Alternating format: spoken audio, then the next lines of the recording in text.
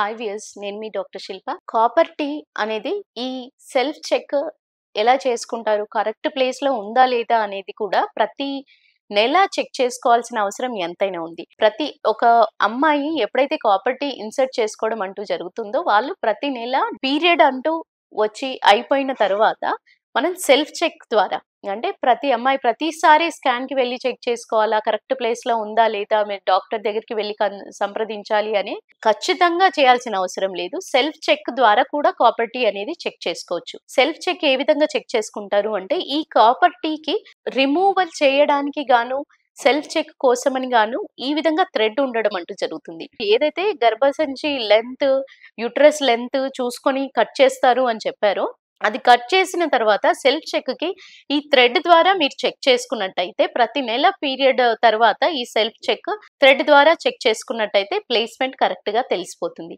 అదే విధంగా ప్రతి 6 నెలలకు కానియండి, 3 నెలలకు కానియండి, ఒక స్కాన్ కూడా చేసుకున్నట్టయితే డిస్‌ప్లేస్ అంటే థ్రెడ్ ఉన్నా కూడా సమ్‌టైమ్స్ ఏంటి, ఒక్కోసారి సంచిలో కూడా మెలితిరిగే అవకాశాలు కానియండి, మిస్‌ప్లేస్ అయ్యే అవకాశాలు కానియండి జరుగుతుంది.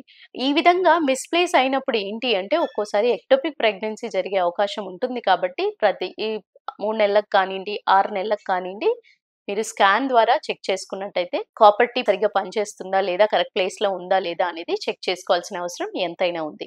ఇంకా దీని గురించి డీటెయిల్స్ తెలుసుకోవాలనుకుంటే మీరు మా సెంటర్‌ని సంప్రదించినట్టయితే ఇంకా వివరాలు ఎక్స్‌ప్లెయిన్ చేస్తాము.